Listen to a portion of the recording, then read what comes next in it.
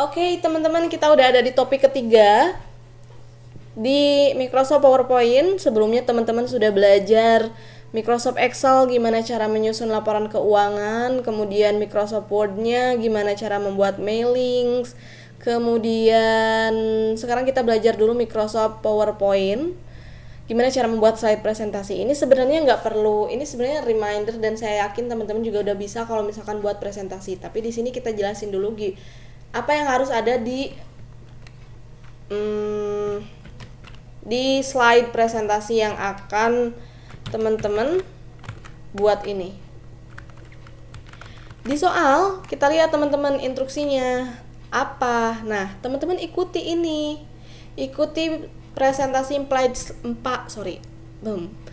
slide ini. Slide 1 judul, identitas peserta, ringkasan posisi keuangan, grafik laba rugi, kesimpulan dan saran, dan wajib menggunakan transition and design theme yang profesional. Kalau misalnya bisa searching ya udah tinggal searching aja. Kalau misalnya terhubung ke internet tinggal pilih aja template PowerPoint yang profesional seperti apa, dan banyak banget template-nya.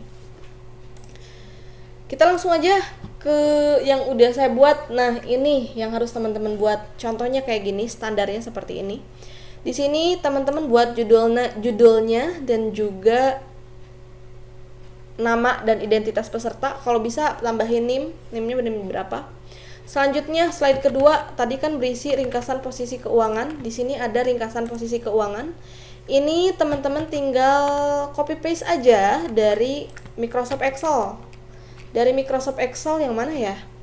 Yang tadi yang Excel itu. Nah, yang di sini. Itu teman-teman tinggal copy paste aja, teman-teman. Nah, ini tinggal di copy paste. Terus pindahin ke PPT. Mana PPT-nya? Ini ya. Kita coba pindahin di sini. Pindahinnya, teman-teman klik kanan. Nah, pindahinnya yang ini picture atau you. Biar apa? Biar teman-teman nggak perlu ngedit-ngedit. Udah paling jelas picture. Ya kan? Jelas.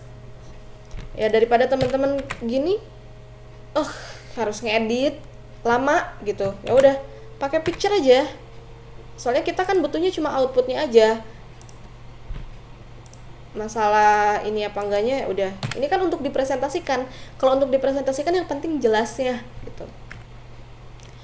Slide selanjutnya tentang apa? Grafik laba rugi. Oke, ini kita buat grafik laba rugi. Kita coba buat grafik laba rugi. Kalau grafik laba rugi, oke. Nah, biasanya di sini sudah ada layoutnya ya. Kalau nggak ada layoutnya gimana? Tinggal klik insert, teman-teman. Di sini ada yang namanya chart. Kalau grafik laba rugi biasanya pakai kolom.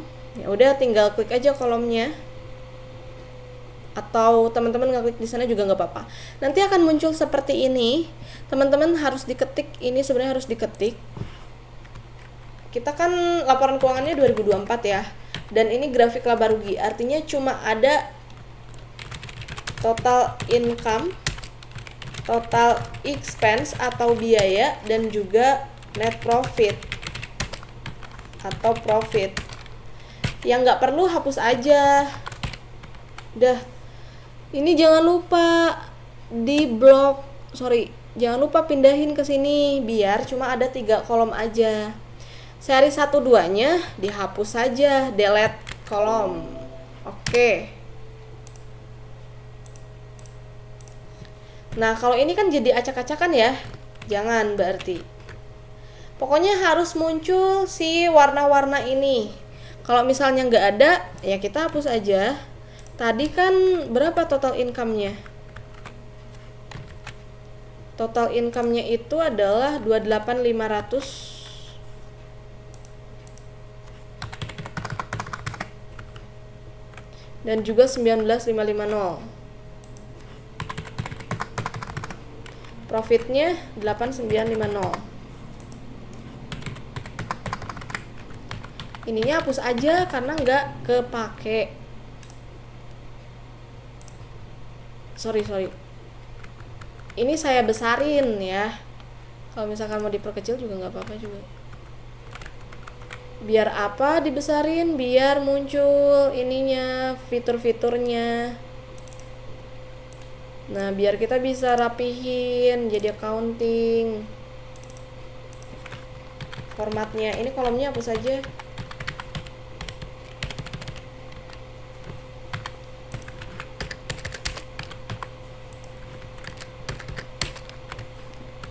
Oke.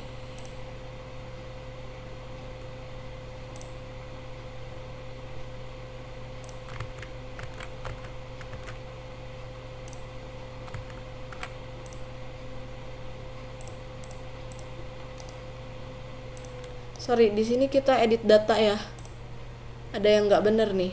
Nah, kalau misalnya ini hilang, si Excelnya hilang, klik kanan aja teman-teman, klik kanan, ada edit data, nanti akan muncul lagi. Nah, si warna merah ini, sorry, jangan kayak gini. Si warna merah ini teman-teman harus, nah kayak gini teman-teman. Nanti ininya bisa dihapus aja biar apa? Ya biar yang munculnya cuma ini aja. Kalau gini udah di X aja.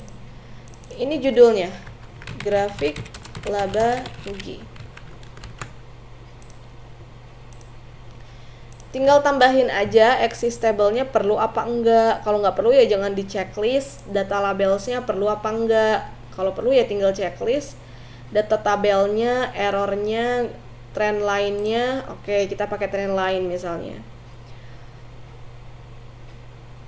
Terus apalagi kalau di sini ini chart style-nya, kalau mau yang kecil-kecil of course tinggal pilih. Kalau misalkan mau yang ini oke, nggak apa-apa, tinggal pilih aja sesuai dengan keinginan teman-teman ya, bebas. Oke, jadi ini sudah jadi grafik laba ruginya. Kalau mau diperbesar boleh, ya gimana enaknya teman-teman aja. Ini slide ketiga. Next, slide keempat, kesimpulan dan saran. Kesimpulan dan saran di sini ya. Kesimpulan dan saran tuh apa? Kesimpulan dan saran tuh teman-teman harus lihat laporan posisi keuangan dan juga harus lihat laporan income statement-nya seperti apa. Udah tinggal sebutin aja laporan posisi keuangan, menunjukkan keuangan yang sehat, ditandai dengan current asetnya lebih besar enggak dari current liabilities, asetnya lebih besar enggak dari kewajiban. Atau bisa sebutin kewajiban perusahaan hanya pada beban gaji yang belum dibayar. Pokoknya di sini teman-teman jelasin yang pengen teman-teman sampaikan nanti pada saat presentasi, misalnya gitu. Ya, let's imagine kalau teman-teman as accounting staff atau misalnya sebagai bukan pemangku kepentingan ya sebagai pihak-pihak yang berkepentingan gitu untuk menyampaikan si laporan keuangan ini. Terus income di grafik laba ruginya, keuntungan sebesar berapa, income-nya lebih besar dari expense, total income-nya berapa, total income-nya 28 berapa, total expense-nya berapa, misalnya gitu. Surat konfirmasi piutang dibuat per 31 Desember. Terus sarannya apa? Sarannya adalah fokus ke peningkatan income misalnya, atau fokus pada efisiensi beban, atau misalnya maksimalkan penagihan piutang ke customer, apalagi customer yang sudah jatuh tempo. Ya udah, itu terserah teman-teman. Terus jangan lupa harus pakai transition and design theme. Nah, transitionnya bebas mau push. Terus anime design theme-nya tadi udah ya. Ya udah, jadilah kita lihat. Nah, kayak gini. Ini hasil slide teman-teman.